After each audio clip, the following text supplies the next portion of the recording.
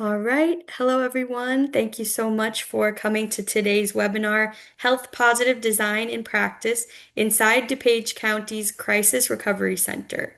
My name is Twyla Neely Strite. I'm the Programs Associate here at Illinois Green Alliance, and I want to thank everyone for joining us today to learn more about this exciting project. Everyone has been muted upon entry, and we will have a Q&A session at the end of this program. So please feel free to type your questions throughout into the Q&A function that is in either the bottom of your screen, or if you click more, sometimes it is hidden in there.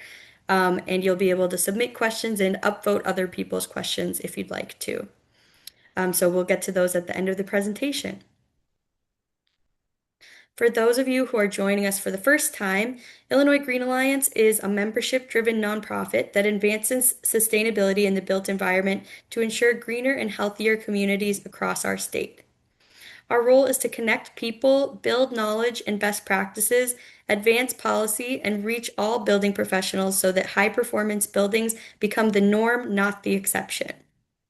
Our members represent every sector in the building industry, from architects and engineers to building owners and construction professionals.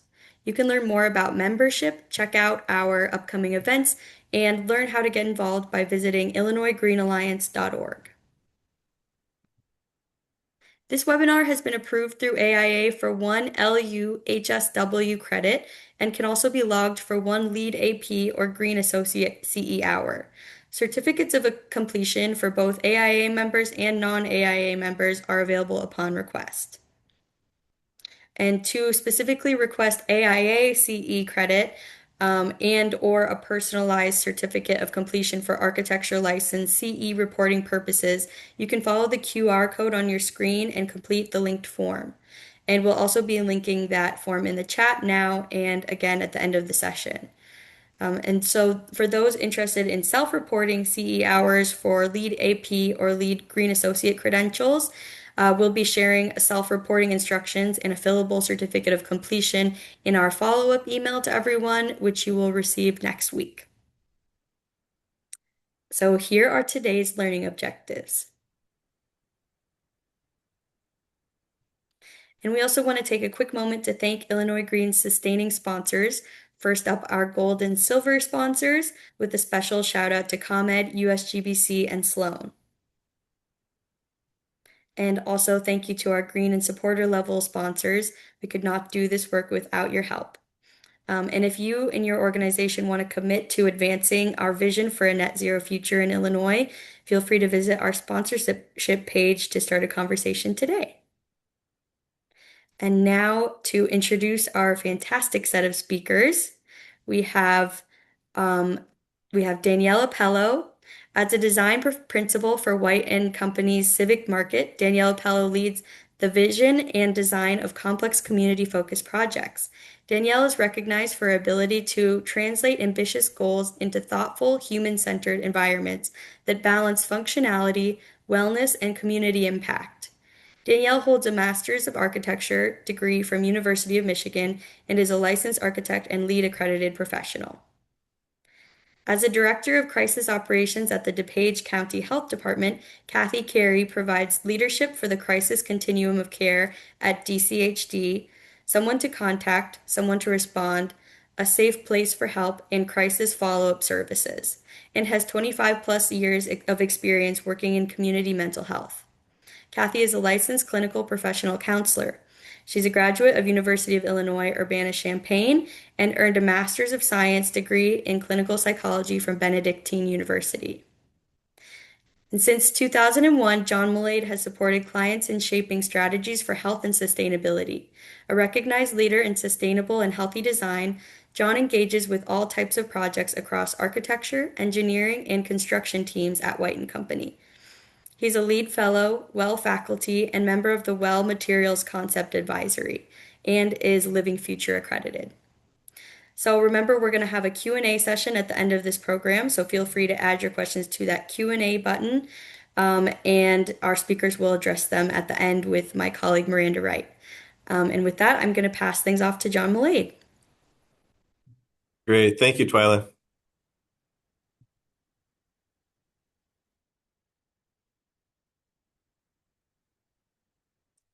So here we can see the Crisis Recovery Center. We're going to learn a lot about it today, as well as the process to arrive at this great facility in DuPage. Twyla mentioned our learning objectives. I will point out, this is with the DuPage County Health Department, conversations around health and wellness were pretty easy. It's really core to the mission and core to this facility. And I think, when we work with other clients, you can similarly leverage the value and the value proposition of wellness fairly readily. We'll talk about the design features in this building as well as how we were able to arrive at them through an integrative process.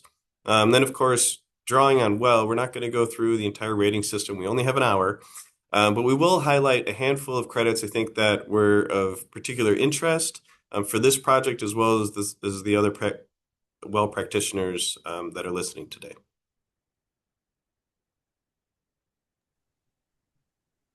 Moment here. One second. Can you guys see my screen, John? Yes.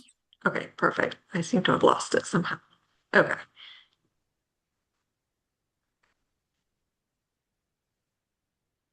Good afternoon, all. This is an exciting opportunity for me to be involved and talk a little bit about what we do here at the health department and provide that clinical and the health perspective of what we're providing.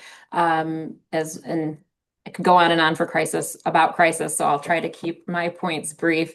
But really, even though the Crisis Recovery Center vision is something that we've been working on for over a decade here at the health department, it really, came to fruition when we really saw the spotlight shine on the mental health and substance use issues and needs that we have across the country, which really came to light during COVID and post-COVID. These numbers here that you see on the screen, the fact that 1 in 5 adults is experiencing a mental illness, and that really some of those statistics about the lack of access that adults have to their substance use or their mental health care, and aren't receiving treatment was something we really wanted to make sure that we were really addressing head on here in DuPage County.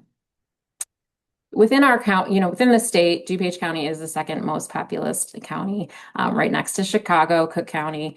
And really our overall goal has always been to promote health and well-being for our residents and for visitors to our community. Our behavioral health division has been in existence since the 60s, and really, our staff make up more than half of our employees here at the health department. I think as you can kind of see, some of the stats regarding our population really show that in general, DuPage County is kind of doing a little bit better than the state averages, the national averages. But I really think it's important to shout out that, mental health and substance use issues really don't know any, socioeconomic status. It's fair game for all of us. And so I think it's an important topic that really can kind of hit anybody regardless of whether or not you're a resourced county or not. Our building is located here on our government campus, the DuPage County Complex. As you can kind of see in the little inset map onto the side, we're about as centrally located as we possibly can be in the county. Really wanted to make sure that our site was accessible across the county, and give that perspective of where we're located. We did choose to kind of build adjacent to the current community center that we had, which is where our crisis services had been provided out of, and across our parking lot from our main health department office. Here at our crisis services, and particularly as we built out the Crisis Recovery Center, we really wanted to ensure that at the center of everything was going to be the individual in crisis, their experience, and that we were really building something that was going to put them on the path to recovery and to having resilience the next time a crisis presented for them. And, our general mission here is that we are here 24/7, that we are providing safe and supportive services, and that we're really doing that through an array of services. So we have an intake and call center. We are going out into the community to do mobile crisis response. And within our crisis recovery center, we have built with White a very beautiful, welcoming space for people to come in and get their mental health needs met in that moment, and linked up with ongoing supportive services. as we, launched into this endeavor, as I mentioned, it's a decades-long project that we've had. You can see from some of the site visit information that site visits across the country started back in 2018. Our last visit there in 2023 was with Danielle and with other representatives from White, where we really wanted to make sure that we had the chance to get out and see how are other communities doing this? What do we want to take from what they've built, what looks like it works well, and what looks like we'd want to do something different. And I can say that, having seen some of the other facilities they've done, White's done a beautiful job of really delivering on a building that is so welcoming and so therapeutic for the folks we're serving. Within our best practice, leaned heavily on substance abuse, mental health service administration guidelines for crisis care, and also just took time with our community and with our stakeholders here in the community to figure out what was going to serve us best.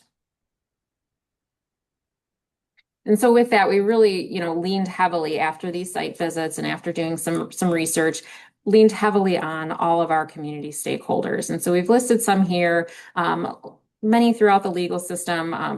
As I mentioned, we're on the county campus. We are on the same property or same campus as our jail, DuPage County Jail, as our probation system. So we do work heavily as there is that intersection between mental health and legal needs. Worked very closely with our police, with our fire, with our hospital partners to make sure that what we were building here in DuPage was going to meet the needs of these other systems and in order to serve the individuals that were in crisis. Was able to really lead us to this place where we have built a center that really has no wrong door. People are coming into us from every access point. We have most of our referrals, frankly, are coming from people that are in crisis themselves or their family members. But through all of that work with our stakeholders, we have our school partners, our hospital partners, law enforcement, EMS dropping off. Really, there's no wrong way to get here. There's no wrong person that could make the referral. And then as we serve people in our space and link them with those crisis services, most folks are returning out back to their home environment, but we also have the ability within our building to help serve people up to 24 hours, to provide medical withdrawal management, to refer into our own crisis residential system. And so really, we're serving anyone who comes to us and helping them locate that next step to resolve their crisis. We are coming up on a year of operations. Our official open date was September 2nd of 2025. So we are anxiously awaiting that anniversary. But what I've shared here is our second quarter data from 2026, which to share a little bit with you all about the utilization of this building, we're neared 600 assessments in our building over the 3 months of quarter two.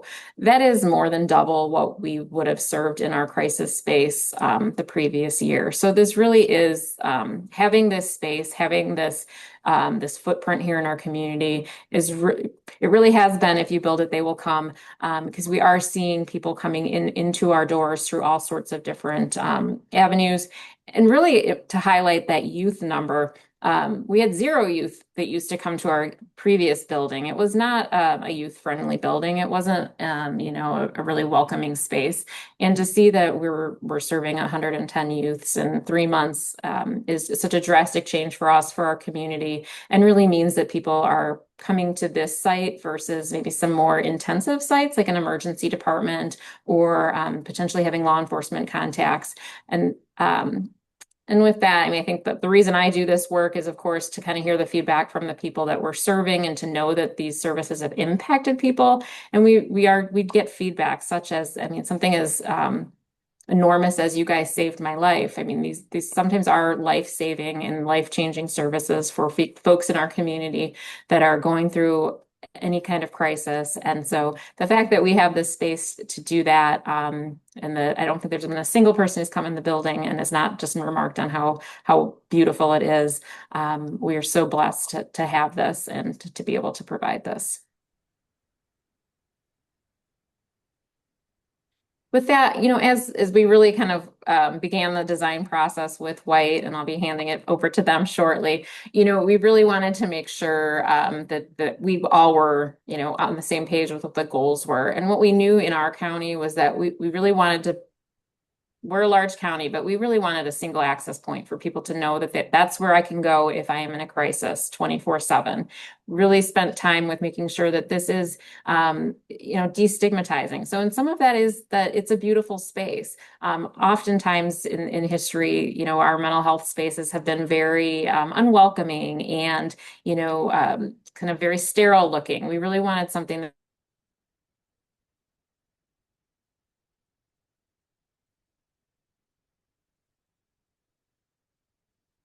that said, we care and we want this to be a beautiful space for the people. Use of our hospital emergency departments. Most mental health emergencies do not require an emergency department visit. So we wanted to make sure folks had that. And we have the opportunity to make sure that we're serving folks in 24 hours and getting them onto their next resource.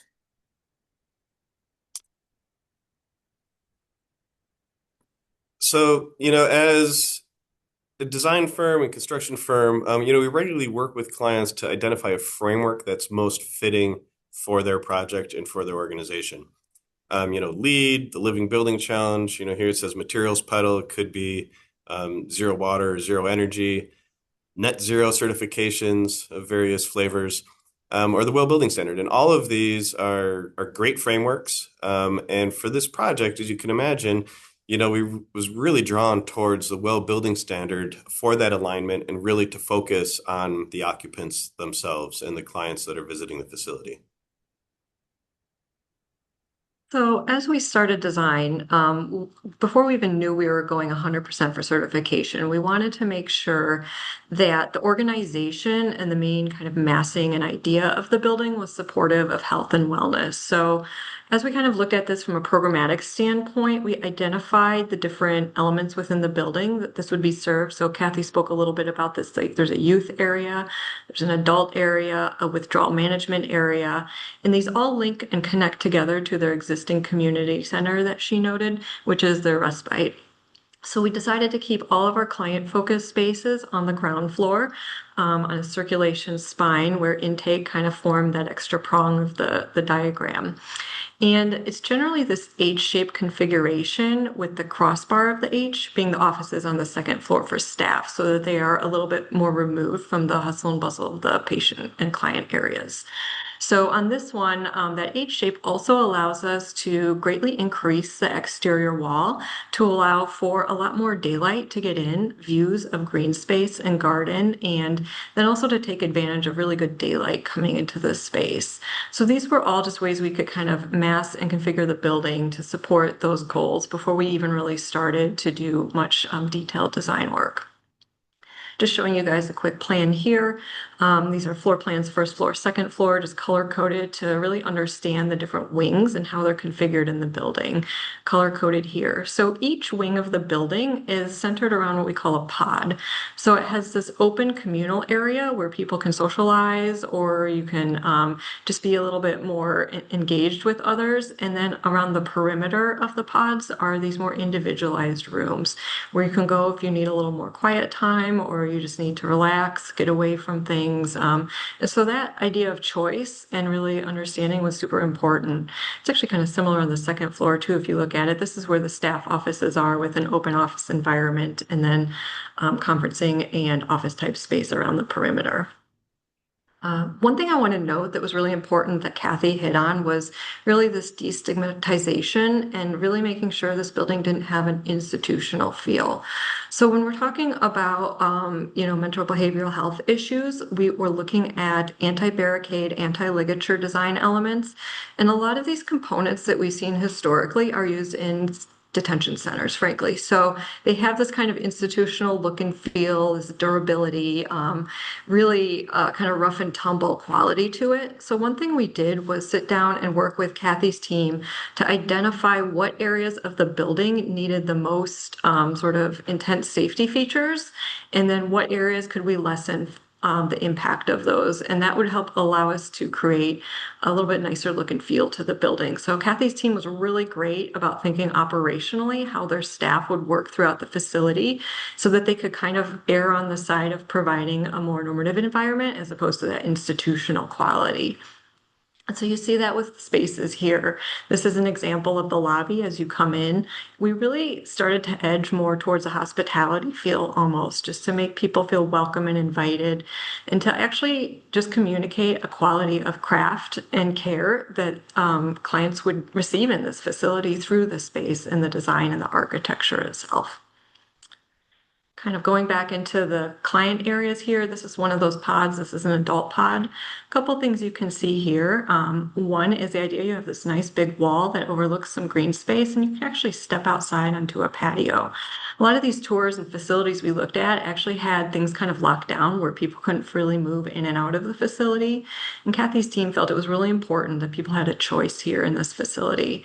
So you can walk into a space, you get this really great prospect of all the different places you can go. And you can decide where you want to be, whether you're engaged in the middle, you can step outside, and you can even see the client private areas off in the background there. One thing that's really cool about that as we started to dive into wellness design was we designed circadian rhythm lighting into this facility. So in the client areas, the color tune, the color temperature tunes throughout the day. It gets cooler midday and it warms up in the evening to help support our own natural rhythms. And clients can go into those individual areas and they can actually adjust the color temperature, the lighting levels, and really fine tune that space to what is most comfortable for them. So it's like a neat little feature. So, we've done several well buildings in our company before, and we were generally familiar with the framework. We really pushed ourselves to think about each part of the building and how we might design in each of the different well building standard elements. John's going to dive a little bit deeper into that when we get on a little bit further in the presentation. This is just a really quick framework of all the different areas that we decided to tackle. But one really came to the forefront as we started talking through well, and it was this idea of biophilia and how we can help harness those natural elements to support design and what the evidence is around those. So at the beginning of schematic design, we had our whole team get together for a workshop. So we had John and his team presented some really detailed research and findings around the 14 principles of biophilia, talking through what it does to our heart rate, what it does to our mood, what it does to blood pressure, and all the things that would support both clients who come to this space and also the staff who work there. We're super concerned with making sure staff is supported also so they can make really high quality decisions and help the people they are helping. So at the end of the day, this really empowered all of our team members at all different skill levels to really think through each element they were designing, whether it be a stair or a bathroom or picking finishes or detailing the exterior, and how they can harness the power of these biophilic elements. This grid here, I think, is a nice way to kind of show how we hit actually 12 of those 14 points to really embed and bake those into the design. And Danielle, oh, go ahead. I was going to say, if I can add, this notion of biophilia, I think, is one of the most important thrusts from a design perspective, to really hit on so many different things, as Danielle is pointing out. We're starting to do it on a lot more projects, not just those with, dedicated missions or pursuing well. But engaging on this level of thinking really improves design overall and is something that all attendees can really take with them, research a little bit, and start to implement on their own projects. And like the workshop is not a requirement of the Well Building Standard. If you were to pursue the Living Building Challenge, you'd be required to do an 8-hour workshop with the whole design team. Some would consider that maybe a little excessive. In this case, I think we were down to 2 or 3 hours, but we had continual conversations about this throughout. And so I think the importance of it, having the workshop really helps align all of the design team and all the participants, and helps us all move forward in unison. I think it was really valuable for this project in particular. Absolutely. So, I just wanted to highlight a few ways where after this workshop, some of these ideas showed up to help, enhance the client experience. For example, our main entry, typically you'd think of a canopy that just kind of like a solid plane that shoots out into the world and provide some shelter. But we really started to view this as a more residentially styled element that was more of a trellis to understand how that might meet some of those biophilic principles. So for example, dappled light, the idea that shade and shadow kind of interplay as you're entering the building is something that calms people down. So that's one thing that we sort of leaned into the detailing of this element and really went a little bit different direction. This also kind of had cross support of those ideas, such as making sure that it's welcoming, making sure that it's non-institutional feeling. It's just like a little bit softer of an approach to welcome people into the facility. We look at it from the staff side too. A lot of elements on the staff side, we want to make sure we're supporting through biophilia. Of course, a lot of people think of things like, oh, I have a wall covering that has a nice texture, got some watercolor here. But one thing, in one of our weekly design reviews we were arguing about was the detailing of the stair. And we were able to say, what about non-visual connection to natural materials? So what if the hand railings would? How does that support the overall goal of biophilia? So some of those details, they don't seem super obvious, but they're kind of baked into subtle ways throughout the project. And then a bigger one actually was the staff terrace. So outside of their break room on the second floor, providing that terrace and outdoor space within sort of a green roof environment was something that we held as an alternate through the project, but of high priority, given that how many biophilic principles it hit, and just having that respite area for staff themselves to go outside the facility was something that eventually did kind of make its way into the project permanently. When we kick off conversations around third-party frameworks, and whether it be LEED or WELL or another one, there's a lot of soft qualities and values I think that the pursuit of these bring to the table. From leadership, from occupant trust and satisfaction, community buy-in and support, transparency and accountability is big. We really lean into quality control and quality assurance. And all of these are really how we make the case to pursue a certification, particularly for clients that might not be interested in them. In this case, pursuing WELL hit a lot of these and really helps align this facility and build that trust, build that engagement with the community that's necessary for it to be a success in the long term.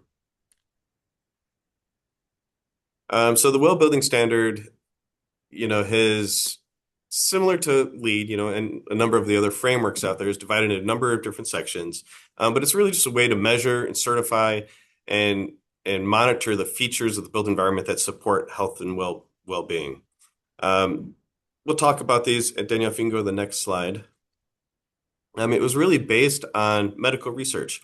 And so in the development of WELL, folks from the Mayo Clinic and the Cleveland Clinic and others started thinking about how different systems within our own bodies respond to these environmental stimuli that we find in buildings.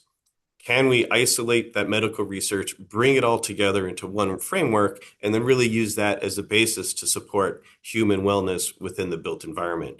And so, within the standard, there are features that address, your digestive system. It's like, how does that relate to buildings? As you'll hear momentarily, it does address, food that's served within the space, if there's, the ability to eat in spaces and prepare your food and things like that. Muscular, well, ergonomics comes to mind. Reproductive, it's like, well, do we have the proper supports? Respiratory, do we have good air quality? And so all of these things come together to create this framework and really think of the building almost as a, an optimal place for humans. So like imagine being able to say that you leave work more healthy than when you entered. Like that's pretty amazing. And that's really the goal. WELL's divided into 10 different concepts. You'll see those across the top. Some of these are fairly familiar to folks that work on other frameworks, with materials and water. But there's others, with a whole concept for light, for nourishment, for thermal comfort, sound. Acoustics are really important and underrated in buildings. There's also mind and community, which are outliers and not found in many other frameworks, but address the holistic health that's necessary, including mental health for staff and employees. Each of the features is, well, within these concepts, there are features which would be, the equivalent of LEED credits, with preconditions, which are prerequisites, and optimizations, which you then earn to get different levels of certification. You'll hear in just a little bit a few of the anecdotes that we've learned and interesting stories just about nourishment, light, mind, and community. So that's where we'll focus in subsequent slides. One of the interesting things about WELL is that a lot of it is documented with owners' letters of assurance, and this notion of letters of assurance for the architects, for the contractor, and just for all the participants. And so it's a way for IWBI to assess the building and the intent and what's being done by really having more accountability and specific, write-off from different stakeholders. And so, working with Kathy and her team, we were able to streamline documentation process by using this, method of documentation as required by WELL. That's important because for those of us familiar with other frameworks and have gone through the process of a LEED project, for example, LEED is something that you can pursue really with little client engagement, apart from potential cost premiums for specific strategies and things like that throughout the design and construction process. But WELL has got a whole body of features that address, employee, policies and HR policies, things that help make employees reduce stress and feel better themselves so that they can perform their best within the space that they work. The process, similar to other frameworks, you register it, you're going to assess it and document it. We submit it. And as part of that submission process, what's unique about WELL is that there's actually on-site testing that's done. And so unlike many of the other frameworks where you submit a pile of documentation, it goes to a third-party reviewer somewhere on the other side of the ether and comes back with approvals or denials. Here, there's actually a third party will come out and do air quality testing and water quality testing. They'll use light meters and measure the lighting and the circadian lighting and the acoustics and all these different indoor environmental parameters. So you really get the building that you were hoping you would get. So I think this on-site testing is really a distinguishing factor of the WELL certification process. And particularly for a facility like this, helps build that trust and that community buy-in, that this building is there to serve the people and support that healing and process. So nourishment is one of the concepts. It's pretty interesting. And it does, like much of WELL, get into operations. If you're going to be serving food, do you have fruits and vegetables that will be served? If you're serving food, are you displaying nutritional information so that occupants can make informed decisions about what they're eating and what that does to them? Reducing refined ingredients, accommodating special diets, etc.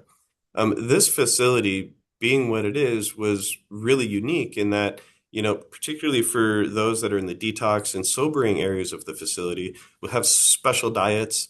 And we had to work with IWBI to create an alternative compliance pathway so that they're assured that, hey, these folks don't have a typical menu to choose from as you would at a restaurant, but rather these diets are created by nutritionists and other medical professionals to really accommodate the specific circumstances of the clients that are within the building.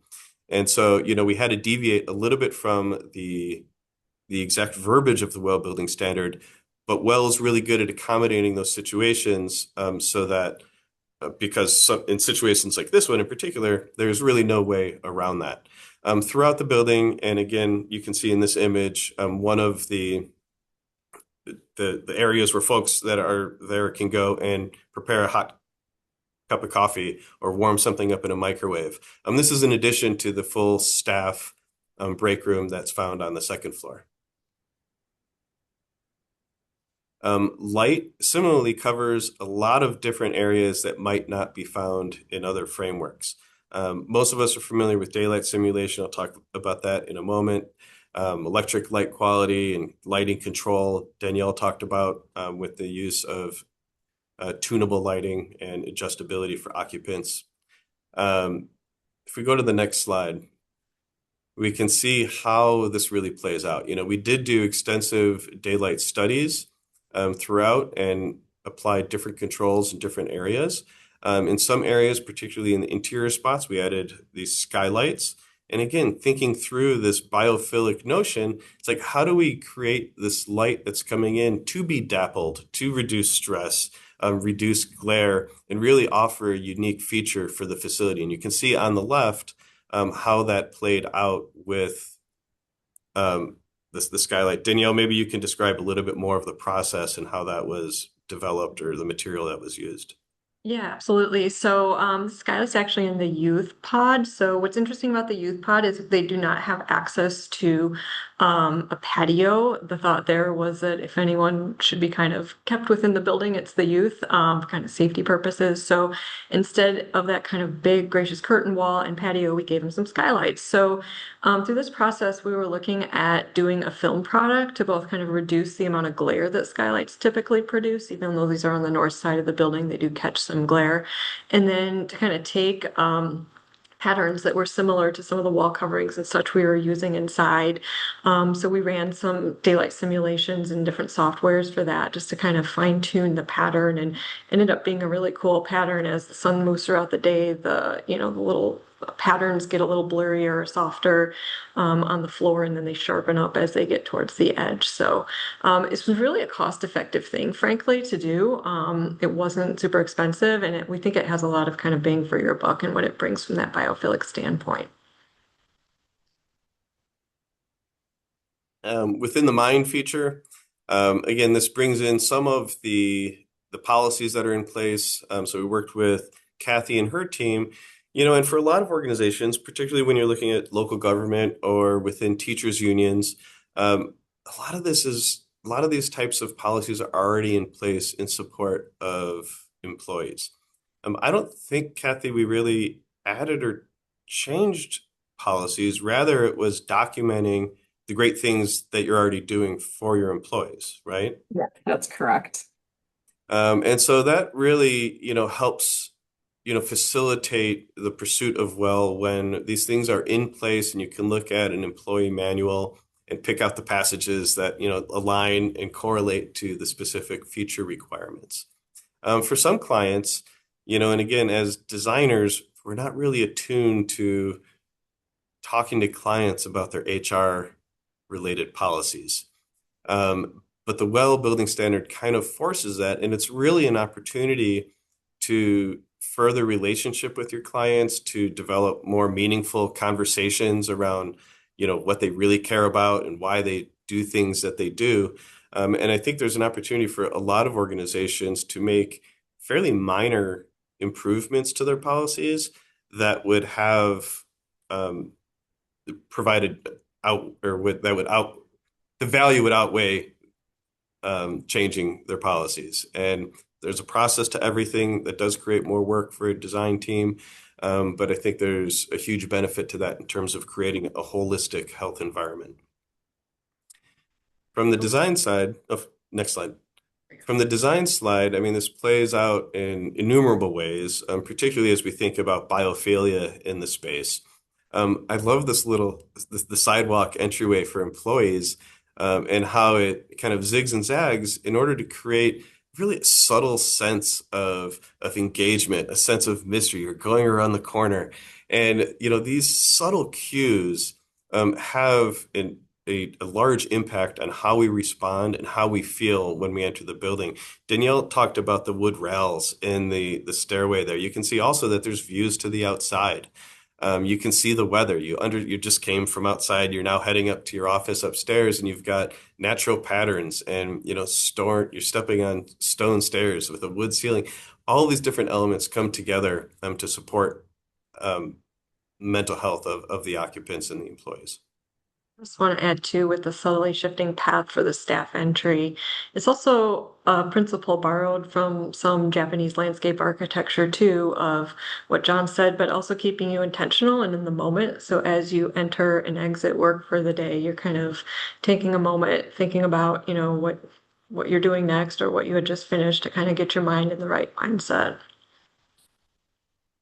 Also wanted to add another architectural element for that mind connection was a wellness room, so a quiet room. There's a separate nursing room. I know sometimes those are combined, but in this facility, just due to the nature of work, Kathy's team asked for an actual quiet room to have, small group discussion or individualized moments for sort of recouping, just because there are some pretty tough and heavy subjects that are dealt with within the facility. So we really wanted to make this kind of sensory on a couple different levels and make sure that it supported kind of a flexible types of things that might need to happen in that space. Mhm. Yeah, and much of the community concept does require client engagement to sort through policies and how they engage their employees on a regular basis. This is, unfortunately with Kathy's team, as mentioned, there's a lot of things that are already in place that we're able to that aligned with what was required within Well. One thing of interest was, within new parent support or new mother support, if you go to the next slide, is that what's common today are the design of mother's rooms within buildings. Um, Well requires these 8 different prescriptive measures. There's a size requirement, as well as, sound and lighting and thermal comfort. And, I haven't been in this situation, but from talking with a number of new mothers who have used comparable rooms, the idea of using a microwave in there, I think, is probably debatable just based on consensus. And so we designed it with all of this in mind. We did not include the microwave. So of course we didn't pursue this feature. But like with LEAD, you can track these sorts of things, and so that if you need additional points at the end, you know where to go, what the low-hanging fruit are. And if you go to the next slide, we did end up going out, getting a microwave and installing it, taking the photos and sending it to IWBI to demonstrate that, hey, we didn't pursue this at first, but now it's the final review. We believe we can achieve this feature requirements. And so here's the photo documentation. I mean, you can see the image on the right. There's a refrigerator, there's a sink to clean all of your supplies. On the left, you can see a place to sit and a surface and storage area. All the things are there. And this is a good example about how even operationally, the question might become, well, if we include a microwave, is it going to be used to heat up lunches because it's closer to a desk? Or how does that interfere with mothers that might need to actually be using this room for its intended purpose? And so these types of considerations and conversations happen, and there's always going to be trade-offs. In this case, it was finally determined that yes, let's put the microwave there, and we'll see how this goes. But it's it's just an anecdote of how some things within might not make sense at first, but then you can try them out through operations and see how it goes. It'd be interesting, Kathy, how is that microwave doing? Microwave, it's not being utilized, but it's good news is it's also not being utilized for anyone's lunches or food. So crisis averted with that, and we really appreciated, and from our side too, the support, John, that you would reach out with these low-hanging fruit options. And it's a nice feature that we do have for our new moms, our nursing moms. It's been a wonderful addition, the room itself.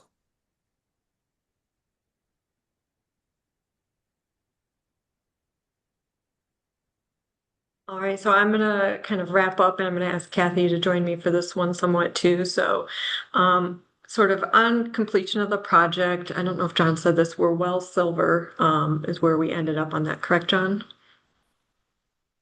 Yes, that's correct. Okay, well, silver. Okay, great.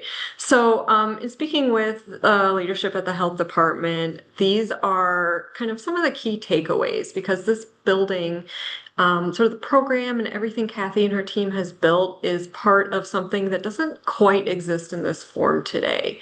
There's pieces and parts of this in other places of the country, but nothing quite so comprehensive or quite so open, as opposed to something that's a little bit more locked down or, comprehensive in regards to the services provided. So the health department was reflecting on some of the key takeaways for what it takes to get this project done from their perspective and then from ours too. And so, Kathy spoke a little bit about identifying the community need.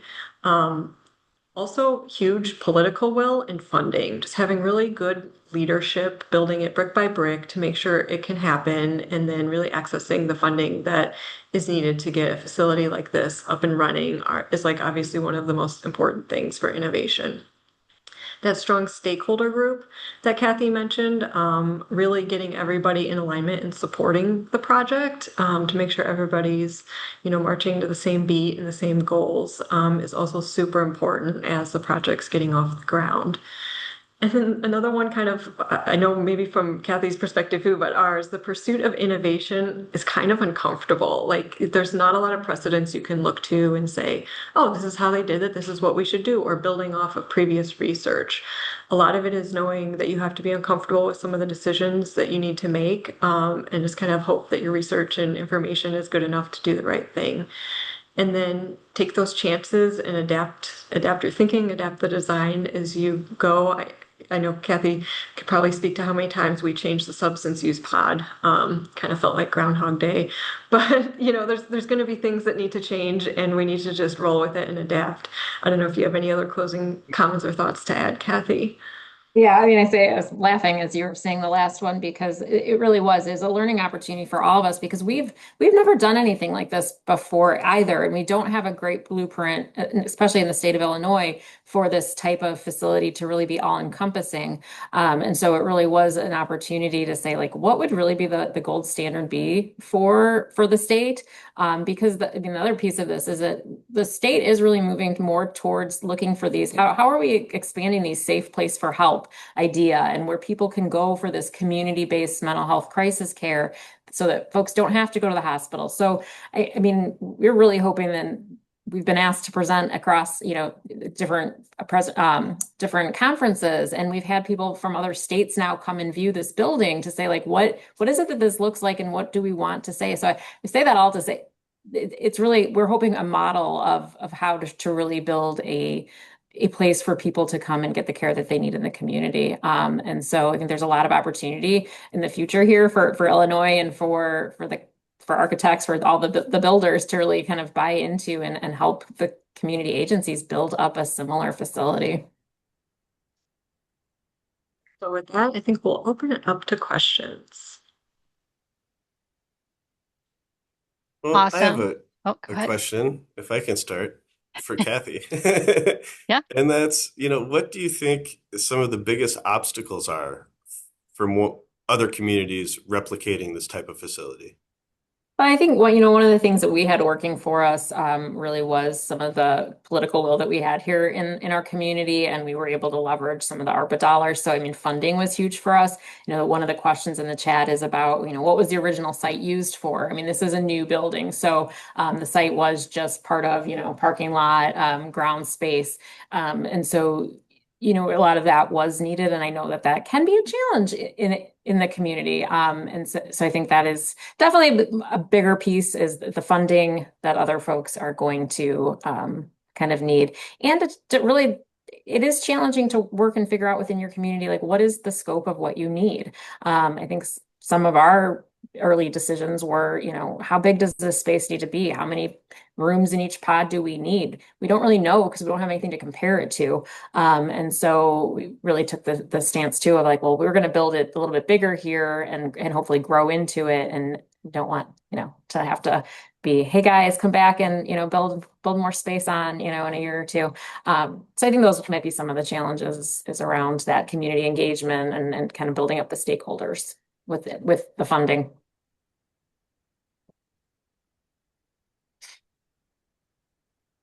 Sorry, John, do you have any other questions for your speakers, or can I jump into Q&A? Oh, please do, Miranda. Okay, great. All right, we're going to start at the top. Was the diet deviation in the sobering and detox areas to allow for more sugar? So, and John can also probably speak a little bit more to the actual standard, but it wasn't so much about like allowing more sugar or anything like that. It was really saying that when people are staying with us in this level of care, we're actually very purposefully providing them a pretty bland, basic diet, and to not like hold us accountable or restrict, making us provide things that, it's not actually in their best interest to eat some of this. And so it necessarily wasn't about sugar, just kind of not having us be so confined to the standard. That's right. And, the well standard requires more options and I guess self-selection of things. And, in this case, a lot of that is more prescribed by the staff and through the type of appropriate diet for that individual. That makes sense. Next question. Is there a kitchen that has to meet commercial standards or not quite? I'll take that one. So no, there is no commercial kitchen. The actual county has the care center, which is kind of across the street in Way, which many of the more significant meals are brought over from. They're kind of just brought over for the people who are there for certain times of the day or if they're for certain lengths. I know Kathy can speak to that more. So on site really is just more of what you typically would find with break room type kitchens. So there's no commercial service there. I will say one thing that we weren't allowed to have is a different part of our campus was getting a vending machine, and they were exploring whether or not that they could put that at the CRC. And I was like, you absolutely cannot put a vending machine here at the CRC because then we're going to have a whole nother world of what's in it and how are we making sure that there's not the wrong amounts of sugar in these items. So Kathy, you already addressed about, did you say that the original site use was prior to the building? So I'm going to go ahead and skip that. Thank you for answering already. And then another question of any recycled materials used. Just through our typical design and construction process, we do various levels of embodied carbon studies. On this particular building, you can imagine that things like concrete and steel and whatnot do have elevated levels of recycled content.